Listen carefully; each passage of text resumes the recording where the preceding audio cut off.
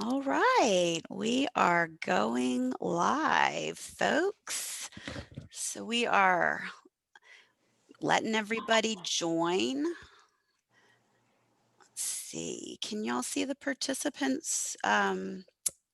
Liz, can you see the number going up or yeah, okay. I don't know why it keeps okay.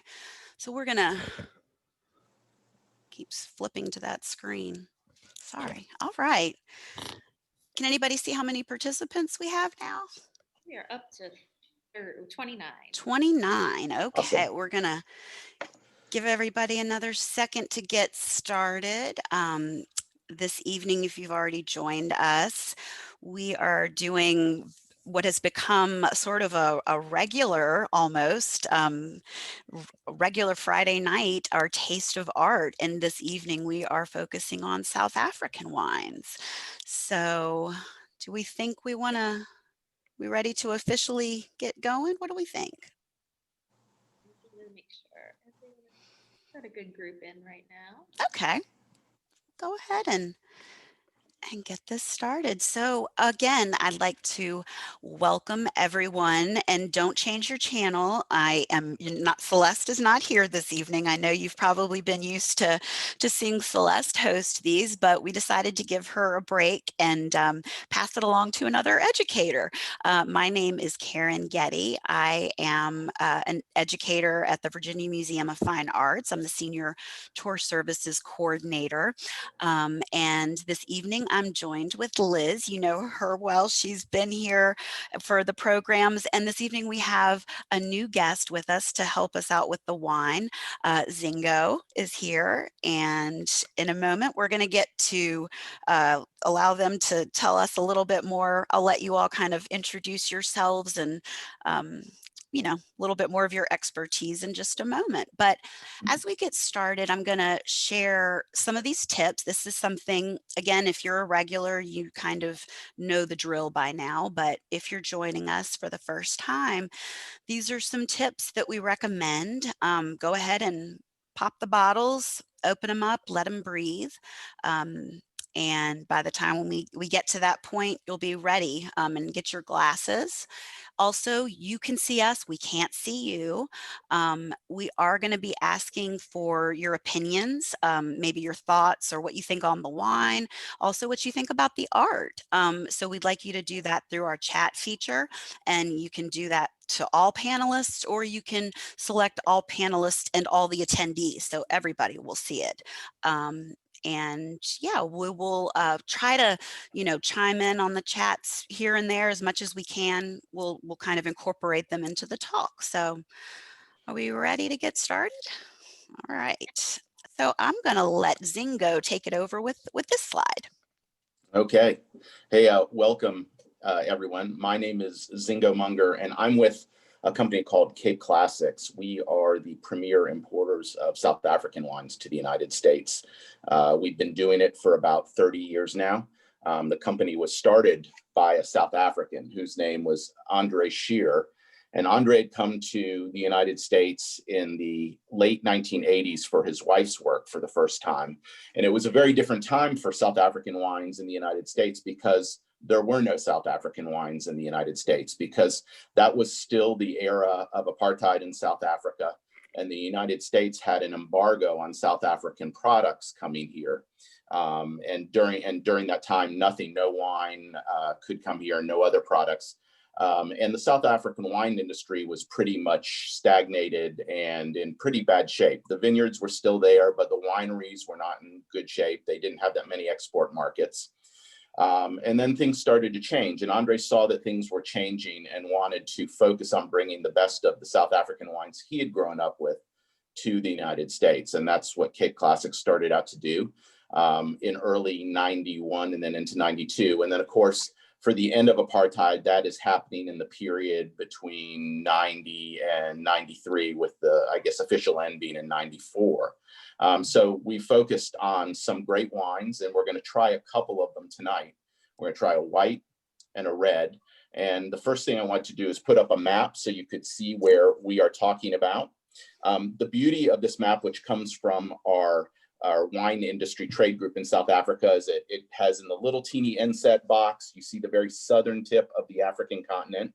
And then you see the little focusing in the other inset box of the Western Cape region, and where we're talking about. All of the wine regions of South Africa are centered at the very southern tip on the western coast, around the city of Cape Town. And so it's an incredible climate for growing grapes and making wine. But before we go away from the slide, I can point out a few things for people that have maybe never been there or seen a few pictures. First of all, right below Cape Town is a little teeny peninsula. That is the Cape of Good Hope. And then down a little further around the curve is Cape Agulhas. And right below that is where you actually have the Atlantic Ocean and the Indian Ocean meeting. And that's incredibly important. And then in the upper right corner of the picture, you can see sort of a big hulking shape there. And that is actually the view from part of the bay that looks toward the city of Cape Town, which clings to the side of Table Mountain, which is an amazing spot. Cape Town's an awesome city. It's a city with lots of great restaurants and always has incredible things to do there. And then on the top of the mountain is a national park.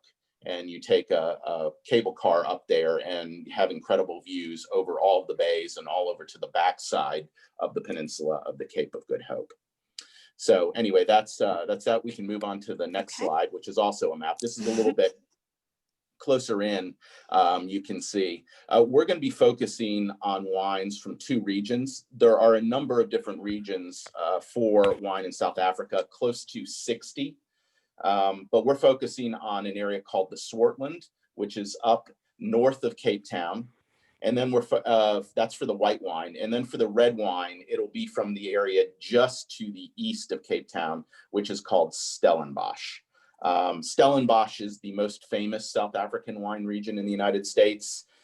It's not built up to the degree that you would find like Napa Valley or something, but still it's the most famous region, slightly larger wineries and things. And so it is sort of the South African equivalent to the Napa Valley, in addition to which it's the place most famous for growing Cabernet Sauvignon and Merlot and some of the more famous grapes that, Americans especially know. Okay. So we can now move into the first wine, which is a white wine. And it is called Terre Brûlée. That's the name of the winery. And it is a Chenin Blanc. And I assume everyone has the bottles open and is sipping away right now and getting to taste it. So this is made from a grape called Chenin Blanc, which is the most important grape variety in South Africa. So it's planted more than any other grape. And actually, South Africa makes more Chenin Blanc than any other country in the world. The other country that it most famously comes from is France. And France and South Africa together probably produce 97 or 98% of the world's Chenin Blanc. And that's a great lead into what this wine is about. Could you go back one? Oh, I'm so sorry. Got ahead of myself. So anyway, we have pictures there of the Swartland of some of the vineyard areas. Actually, we can go forward now to Vincent. And those are the old vines. And this is the couple that makes the wine, Vincent and Tania Carême.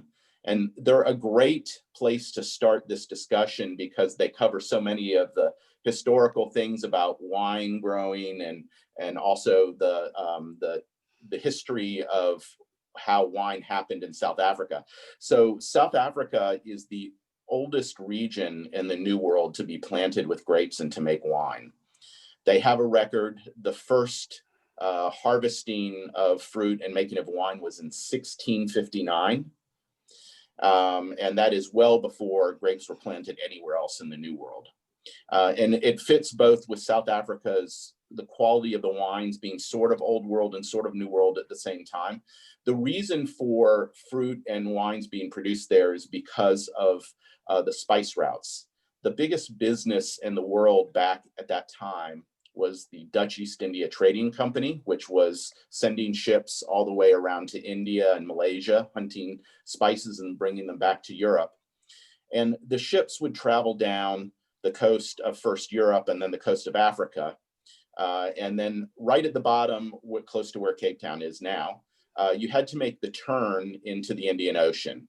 And today we call that area the Cape of Good Hope. But back then it was called the Cape of Storms because of the incredible numbers of ships that were wrecked there.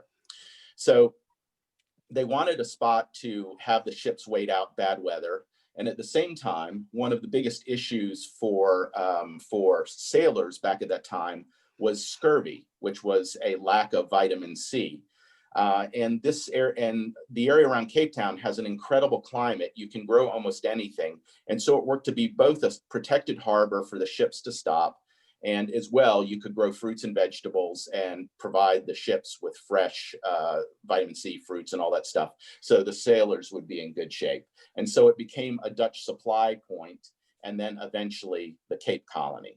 So the first settlers from the Europeans were the Dutch there, but were very quickly followed by the French about 10 years later. And that's how we get most of the modern winemaking there, because as you would suspect, the Dutch are not actually known really as winemakers. And so this wine is actually Chenin Blanc, first brought by the French. Vincent Carême is French. He actually makes Chenin Blanc in Vouvray in France. And Tania, his wife, is of Dutch ancestry, grew up in the Cape area and grew up working in wineries where they met when Vincent was down there working on Chenin Blanc projects. So they fell in love. They live in France most of the time. They go back down to South Africa to see her family. And they started this project focusing on Chenin Blanc. So they now do Chenin Blanc in both France and here in South Africa. It's a really neat wine. Hopefully everyone's enjoying it. And it comes from an area called the Swartland. The Swartland is a fairly new feature on the South African wine scene. It's got an incredible history of making grapes, but it has become very popular in the last 10 years. The word Swartland means black land. And that's because the native sort of grass vegetation, which is called, I think, Rusterbos, especially in the fall and winter, when you look across the fields, looks almost black. So they look like they've been burned. And so that's how the region was named.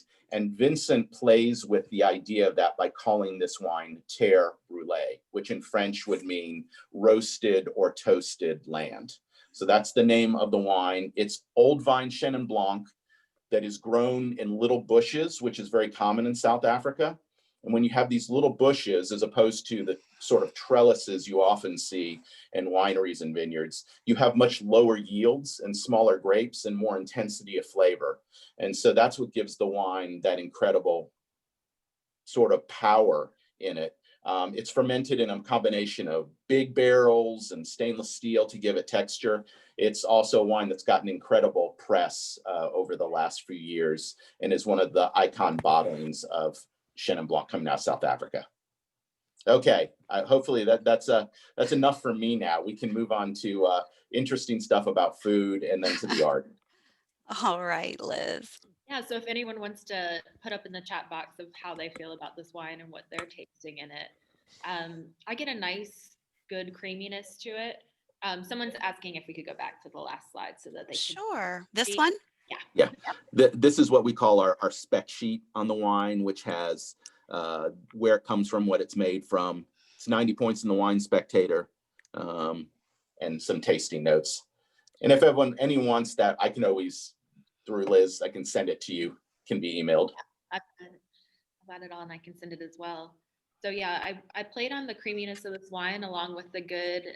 It does have a nice acidity backbone to it, I think. And so we played on that, and we thought it went really well with our scallops. Was the first thought we had, and that's what's on our menu right now.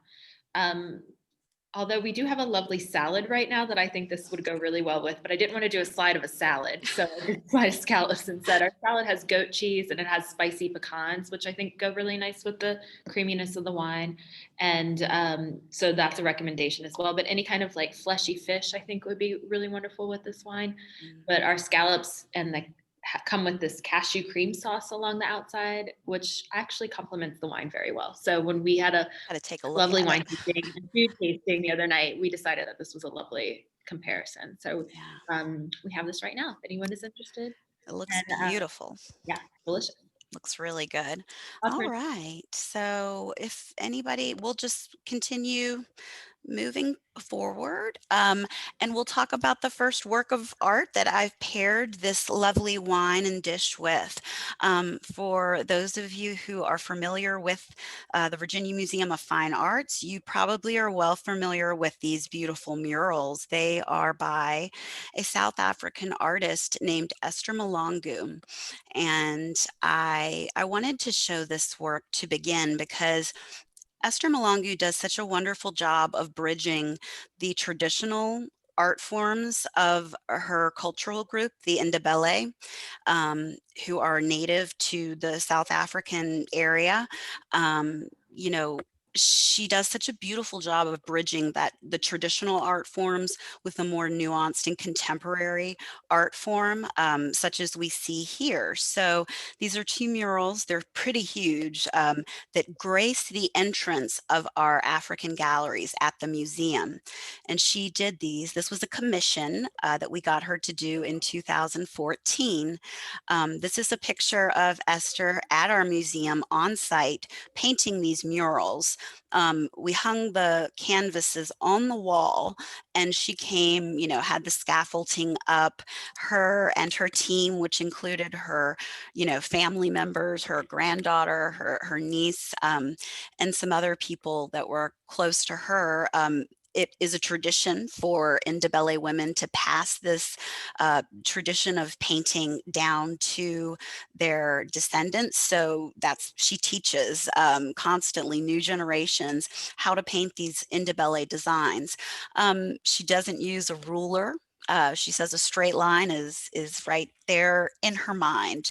So I think she turned 80 right around the time she was doing these murals. So she's an amazing woman. To tell you a little bit about the Ndebele, I just wanted to pull up this map. It shows, some of the cultural groups that are sort of, and again, I couldn't get it. The next two artists that we'll look at are more in line with the region that we're talking about. The Ndebele people are up. If you look at the pink dot there where it says, Pretoria, right near Johannesburg, right in that area, that is where the southern Ndebele people live at this time. Zingo was telling us a little bit about, apartheid and how that affected, this part of, well, really the whole continent of Africa, but South Africa especially. And, this image I bring in to kind of show a little bit about how European powers at the turn of the century played a huge effect on the continent in what was called the scramble for Africa. So it wasn't, it was seeking out the land for a lot of the rich mineral resources that exist on the continent, but also natural resources like ivory from elephants, or the tusks, or rubber from the rubber tree, and different things like that. So this land was very much something that the Europeans, wanted to take part in. So they kind of monopolized the area and sort of split it up. And unfortunately, what that did was, it pushed the Ndebele people further off of their homelands. And so when that happened, they started to kind of further develop their traditional art forms, and they developed it and transitioned it into this prominent house painting. And excuse me while I take a sip of water. So this is something that became a tradition. It became a responsibility of the Ndebele women to decorate their homes. And really what, these symbols have sort of, they've kind of become instruments of cultural transmission.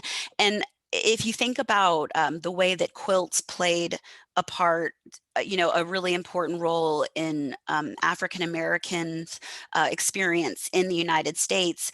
I think that you can liken these designs to that in a way, in a sense that they do speak to the indigenous Ndebele people. They express certain prayers or hopes or values, emotions, and it's really an expression of self-identity. And it was a way for the Ndebele people, when they were moved out of their homeland, to sort of, reclaim their identity. So they've, kind of taken on this really bold design. It's really great. And Esther Mahlangu became noticed back in, I think it might have been the 70s or the 80s, when a French artist was putting together an exhibition of artists from all over the world and wanted to look at indigenous artists.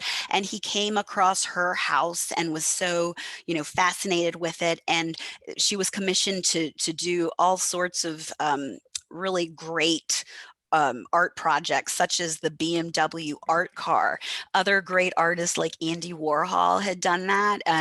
And still to this day, from what I understand, her Ndebele BMW is like the highest selling one, apparently. So she completely Ndebelizes, I guess, if I can make that a word for tonight.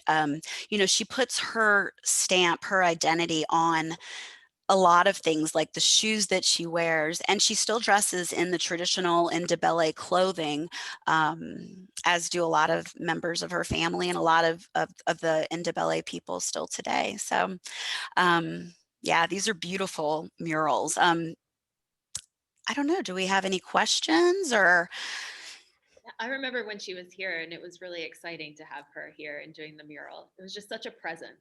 it really was.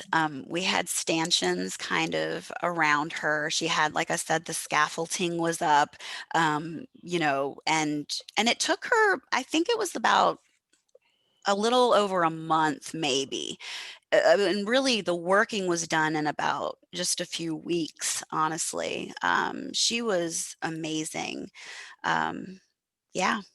And, acrylic paints, for a very long time, the Ndebele people were painting with, paint that was made out of just natural resources. And sometimes they would use like cow dung. And actually, she did use some of the traditional cow dung paint to do the one on the right, the bottom, where it's the gray scale with the triangles on the bottom right.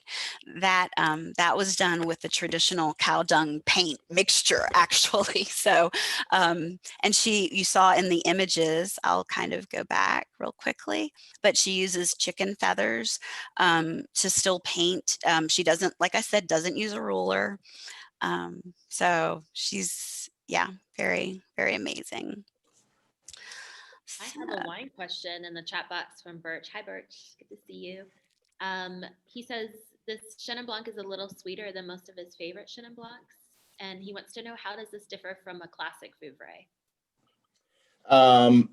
So for Chenin Blanc in South Africa, there are styles, people make it in everything from sparkling wine to very minerally crisp wines to quite sweet dessert wines.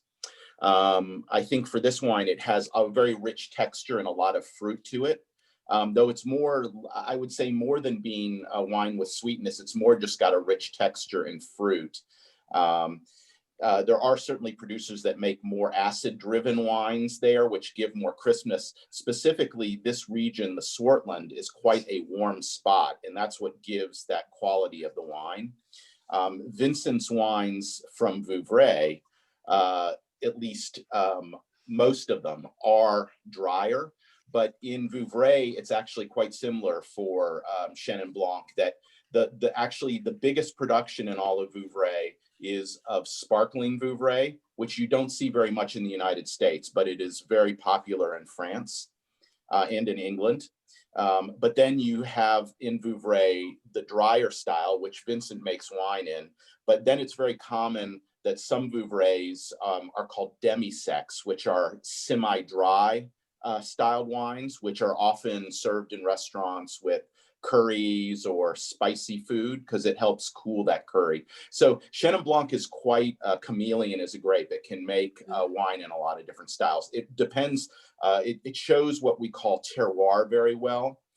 In the case of the richness of this wine, that is the terroir of Swartland, along with the fact that most of South Africa is growing Chenin Blanc on very old decomposed granite soils, which impart a minerality to the wines. In Vouvray, where Vincent is originally from, the soil type there is called tuffo, which is much more chalky limestone, which has an edgy minerality to it, but in a slightly different sense than the granite. So anyway, hopefully that answered some of it. The sort of short part is that you can have drier styled ones as well as very sweet ones. In Vouvray, the most expensive rare ones are the teeny dessert wines that they make, which cost, you know, $70, $80, $100, and literally can age for 60 years as well. We do carry the his French Vouvray, and the spring. Also, yeah, and I have the spring, and I also have a sparkling. It's not on the menu, but it's lovely. And if you come in, ask for it. I'm happy to serve it. We did a tasting side by side of the Vouvray, the French Vouvray, and then the Terre Brûlée. And it's really interesting to taste the terroir because, you know, I assume that he's making it in kind of the same manner, but you can really taste the difference in terroir that way. Yep. So feel free to ask me. I'm happy to pour a taste of each because it is interesting. That sounds good. All right, so we can move on to the next wine. I think we're about on our time. I see a comment that went by there on Ndebele Chenin, which is actually another one of the wines that we import. Oh, he's the guy from Ndebele, isn't he? Don't they have a University of Richmond tie too? Is that Ndebele? Remember that correctly? Maybe one of the guys that founded it went to University of Richmond or something along that. There might be some connection to someone that had been there. Yes. It's something that we do. That is actually not a Swartland wine or a Stellenbosch wine. It's actually a Western Cape wine, which is a little less expensive. But Ndebele is actually a Zulu word, and it means meeting of the minds. And we support socially progressive foundation in South Africa with sales of that. But it's fun wine too. It is. I think we carry that in the cafe downstairs. I think that's our wine down there. Okay, so we are on to the red wine of the evening, and that's the Glenelly Estate Reserve, the 2013, which is actually the current vintage. It's something that's, I think, really special about this wine is that if you think about going to the store or whatever wine shop and seeing what they're selling, most of the wines, even the reds that they're selling right now, are 17s or 18s or maybe moving into 19s. But this is a wine that already has a bit of age on it. And that's one of the great things about it. Glenelly Estate is located in Stellenbosch, just to the east of Napa Valley. Cape Town. And as I said, it's sort of like the Napa Valley. It's the place that grows the best Cabernet grapes in South Africa. And just behind the little house there, you can see some of the mountains of the Simonsberg, which is where that great spot for Cabernet is. And Glenelly Estate is located in the area of Stellenbosch called the Simonsberg. So it's really set for making great red wine. Okay, we can move to the next. Okay. So here is a beautiful little panorama of the winery. You can see how it's spread out, how the terrain undulates, and then you have the mountains behind it. Stellenbosch is ringed by mountains in a way similar to Napa Valley. And within that, you have all sorts of little microclimates, which are good for different grape varieties, have different amounts of and someone's writing that's University Town. Yes, it is. As a matter of fact, I think one of the pictures we have, you can start, they are right on the edge of Stellenbosch. It's also Stellenbosch University is the place where all of the South African winemakers go to learn the winemaking art. Ready? Yeah. This is a view of Vineyards and the winery. I can actually jump into the who owns and how Glenelly Estate happened. You can see it's a very modern winery there. Mm. Glenelly Estate is owned by a really amazing French woman. Her name is May de Lencquesaing. She is 95, I believe, right now. She started this winery in South Africa at age 78. So if anyone's thinking of, a great and retirement project, hey, start a winery in South Africa. Wow. So she had been the owner of a very famous wine estate in France for 40 years. She comes from an area of France called Bordeaux, specifically a village called Pauillac, and she was the owner of Chateau Pichon Lalande, which is a second growth Bordeaux located in Pauillac. And if you were ever to see a bottle or have a bottle by chance, which are quite expensive now, the label says Chateau Pichon and it says Comtesse de Lalande, and that was May de Lencquesaing, the Comtesse de Lalande. She had fallen in love with South African wines in the 90s, and she had a contest sort of trophy that she would do, a competition in Bordeaux for Bordeaux styled wines that came from around the world. And over the course of about a decade, South African wines won 3-4 times and came in placed, second and third a number of times. And she was really intrigued by South Africa. And so in 2003, she went down to South Africa and bought a property there to make wine. And that's what Glenelly is. The beauty of this wine is that it is South Africa grapes, the soils, the climate, but the winemaking sensibility is really informed by what she knows from Bordeaux. And that's how this wine came about. This is not a Cabernet Sauvignon or a Merlot or variety labeled. It is their estate reserve. And if you think about the wines of the Bordeaux region of France, an estate there typically has Chateau Latour, Chateau Mouton Rothschild. They only make really one wine. That is their premier wine. It is a blend of all the grapes they have on the property.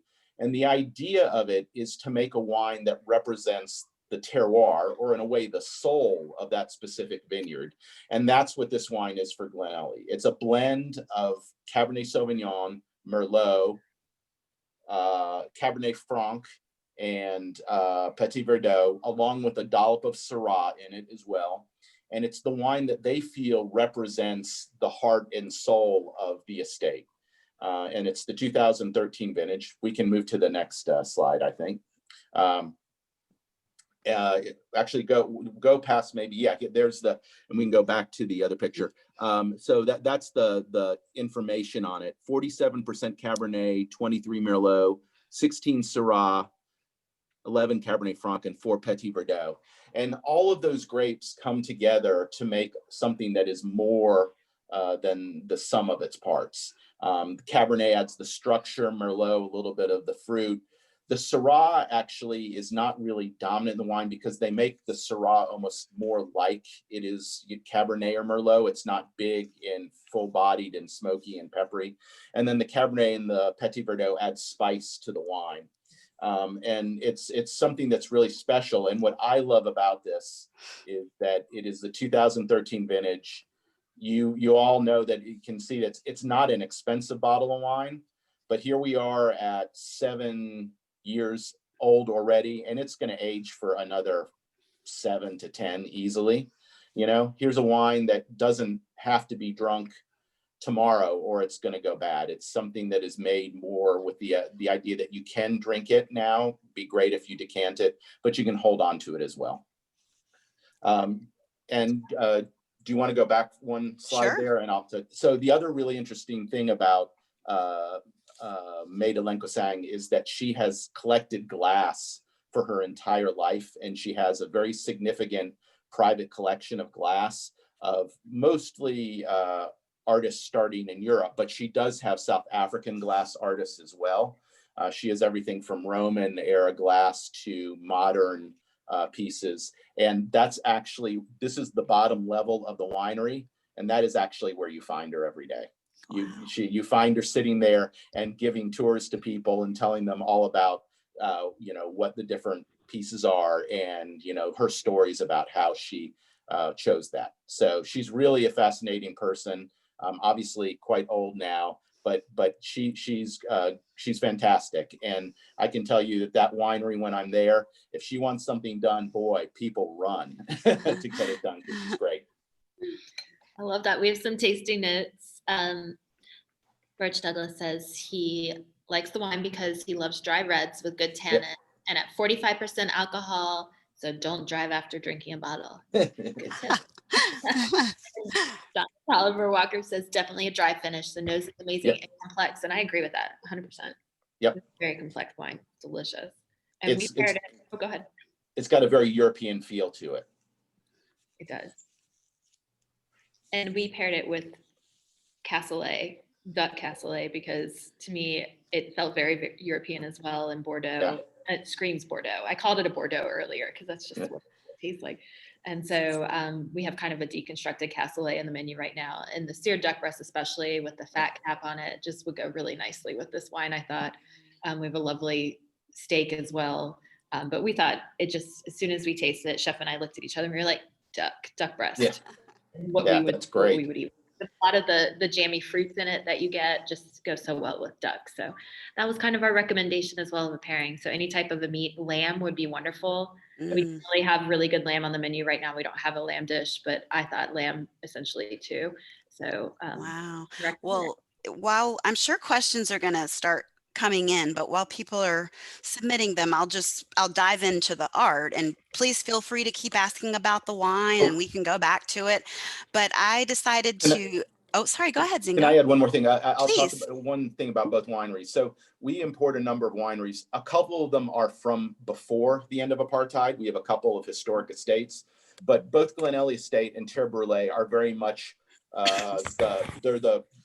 they're post-apartheid. These vineyards have been here for a long time, but the wineries themselves were not. Those are all new, and that's very common in post-apartheid South Africa. The industry completely rebuilt itself. It's very different in many ways than it was before, and you have all these cool projects that are happening now that are just like in California, small wineries and younger people taking over. So. Sorry to interrupt. No, I'm glad you did, because that's really a perfect segue into May Sibande, the artist that I'm featuring here. She's a contemporary South African artist, and very along the same lines like you were just saying, Zingo, South Africa, post-apartheid especially, it's such a modern and contemporary, like the art world in South Africa is really contemporary. There are so many contemporary South African artists who, and it's such a rich variety. Some of them work like Esther Mahlangu, the artist I showed you just a moment ago, who kind of embraces the more traditional style of the kind of pre-colonization art forms, but she had, like I said, transitions them into these new modern forms to kind of fit a more contemporary life post-apartheid. And with May Sibande, she was born in 1982. And we'll come back to the art, just hang on, we'll talk about it because it's a great work. But just to tell you a little bit about the artist, here's a lovely picture of her. May Sibande was born, and I've circled it with that green circle there.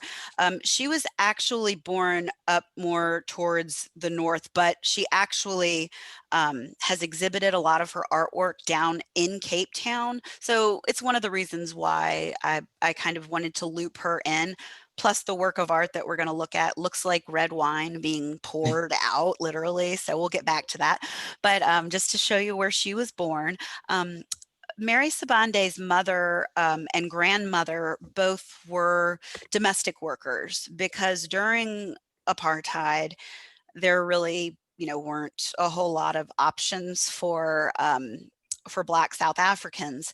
And so she was mostly raised by her grandmother, because her mother had to travel, far places and do domestic work to pay, for Mary to go to school and things like that.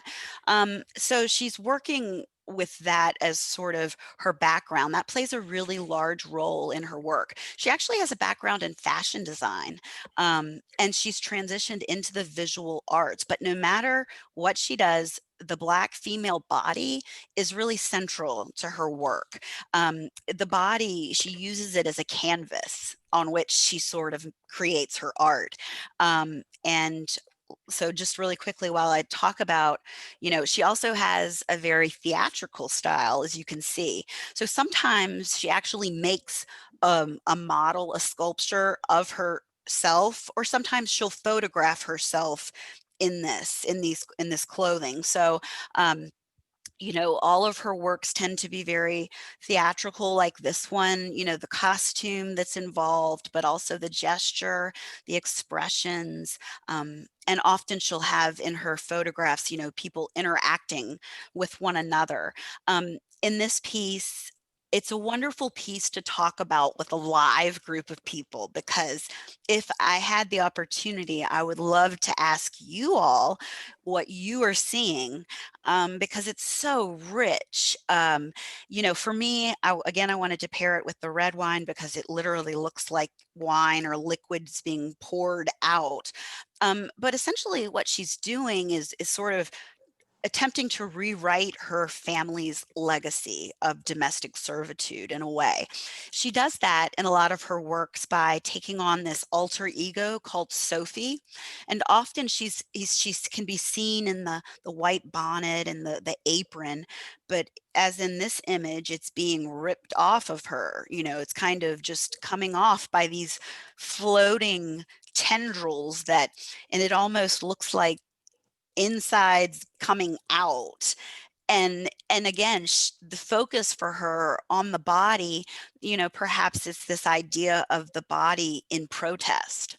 And just to give you a little idea about what I'm talking about, this work that I've shown this evening, it's called A Terrible Beauty is Born, but it comes from a series she did called The Purple Shall Govern. And that's all based on this anti-apartheid protest that took place in Cape Town in 1989 in September, and it kind of was coined the Purple Rain protest.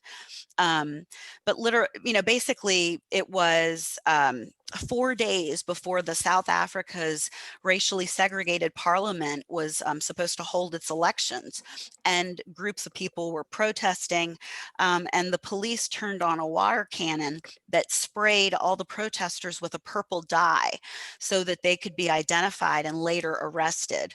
And later the phrase was coined. It was taken from a statement. It's a play on words from the South Africa's government, like their Freedom Charter's declaration that the people shall govern.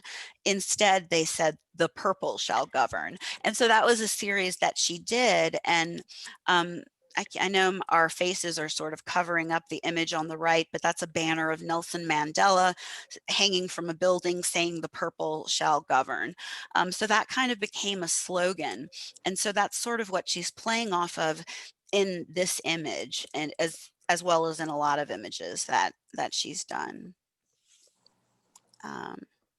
Any questions or comments? Liz, Zingo, thoughts? No, it's fantastic. It's very striking. It is. Like I said, it's a great piece to kind of really sit back and let your audience tell you what they see.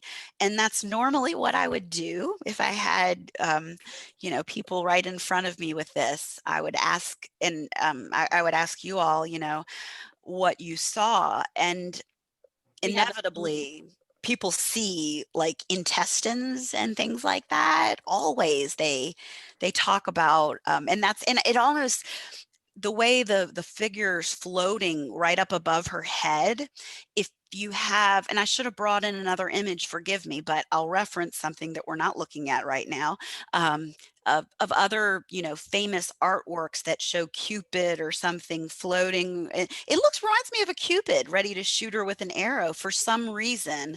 And I don't, that's just my own personal, what I see. And that's what's so fun about sharing this with groups. to just hear what they're seeing before I would We tell have you. several people commenting on it. Oh, Birch says good. What are they that saying? he says it reminds him of one or two that Alex McGrath showed during the Council Book Club Zoom yesterday on Caravaggio. So that Oh, strikes that. that's awesome. Mhm. Yeah. Donna says the piece looks like she's literally turning things inside out. Yes. Yes. And that's kind of what, and it makes sense when we think about the protest, the anger, the, what she must have felt, what all of, many South Africans must have felt at that time. You know, most civil rights movements had taken place. Most of the African liberation movements took place in the 60s, the 50s, the 60s, the 70s, parallel to when the United States civil rights movement took place. So South African, I think about that sometimes. The 90s, I mean, that to me is unbelievable that it was like that, and no wonder they were so outraged and angry. And so she talks about like the body in protest, almost feeling so torn that your insides are literally turning out. And so that's really interesting that people see that right away. What else do we have anything else? We got Sarah says it's fierce. It's totally fierce. Definitely. I see. Yeah. She notices the white. Is that symbolic of something? Maybe the women's suffrage? The white, actually, I think that it's supposed to really call attention to those garbs, the costume of servitude, the apron and the bonnet. Those are really iconic garments that kind of identify someone as a domestic servant, and the fact that they're being torn off, I think, and I think, and again, I wish I had time to bring in lots of her other works, but she always has like a white apron, bonnet, her alter ego Sophie, and she's always in a lot of her works transitioning from the domestic servant with the apron, and she's shedding those and she's turning into like regal, a regal image of a queen. So I think with this image she's sort of in that process, but I don't know anything specific about the white other than that those garments are symbolic of that domestic servitude. Yeah. So Carol says, I suppose Prince was referring to the Purple Rain. as soon as I saw it's called the Purple Rain protest, I was like, I know. I was like, Prince was amazing. So, it wouldn't surprise me if he got it from that. Vicky says, where can we see this piece of work in the museum? It is typically on view in our 21st century galleries. And you'll have to forgive me. I have not been into the museum for so long, even the last time I was in the museum, I didn't make it into the galleries. Well, I'm here and here. Do you know if it's on view? I don't believe it is. The 21st century is generally my go-to spot for go down the stairs after Amuse and go take a look. I don't think it's on view right now. The last time it was on view, it was actually right on the bridge across the atrium, right to the entrance of the 21st century, right above Best Cafe. Literally, I think it was right there. Krista mentions it's not on view right now. Yeah. Okay. Thank you so much.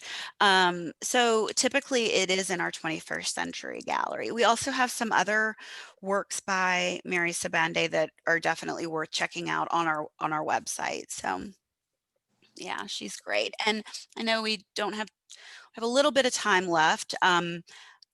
I did include one last work, and I'll bring it in. But again, keep the questions. Anything you have to ask about the wine, or if you want us to go back, we can do that. But yeah, Karen confirms that Purple Rain refers to the purple dye that was shot out of the water cannon to disperse the crowd.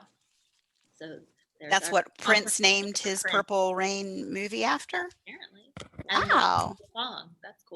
so great. Oh my gosh. Okay. All right. Thank you very much. Okay, so the last work that I included, I wanted to include because this is another more contemporary South African artist. Um, Ndebele Finney was a South African artist, and he was actually born. And let's go. Here's a map, and I've actually circled it down. He was actually born in the Western Cape, so this area that we've been talking about this evening. And Ndebele Finney actually. He went to live in Cape Town. His mother passed away when he was 5 or 6. That kind of started him on the path of a very difficult childhood. But he's from a young age, he had a love for art and a talent, and he became really involved in graphic art, so prints. But he also became a sculptor. His drawings, you can kind of see in the background here, they have a very sculptural quality. Yeah, so so this shows some of his sculptures that he's done. Ndebele Finney was he was an interesting artist. He did works that were extremely expressive and emotional, and he actually gained fame when he was a bit younger in South Africa. But the South African government kind of early on took issue with some of his works, felt that he was a little too outspoken, and kind of made his life miserable. And he ended up choosing exile. They were kind of constant, making it difficult for him to travel around and to join exhibits and things like that. And so eventually he moved to Europe, later to the United States. And it's really sad kind of how his life progressed, but he ended up finally in the 90s, in 1991, he was on his way to come back to South Africa, and he was in a record store preparing for his trip back home, and he had a heart attack and died before he could come back to South Africa, his homeland. So it was really a sad ending, but during his life, he was really well known for his expressive works. Just kind of to get back to the work that we have, this is an untitled piece. And I'm not sure, I think some of his works might have been untitled to avoid I think, kind of attention sometimes, or from the South African government. But this work was done in the 80s when he was in the United States, and it kind of has a face that sort of shows defiance. His chin is held high, and if you're looking straight on at this piece, you can kind of see a bruised eye, kind of showing some of the hardships of his life. So he was really well known for showing these expressive um, gestures and faces. So I don't want to take up all of the time, so I want to welcome anybody else to chime in. 2 quick questions. First, Sure. Zingo, are you local? Do you live in Richmond? You're muted though. Oh. Oh, unmute yourself. Oh. There you go. There we go. Yeah, I was trying to type the answer to that.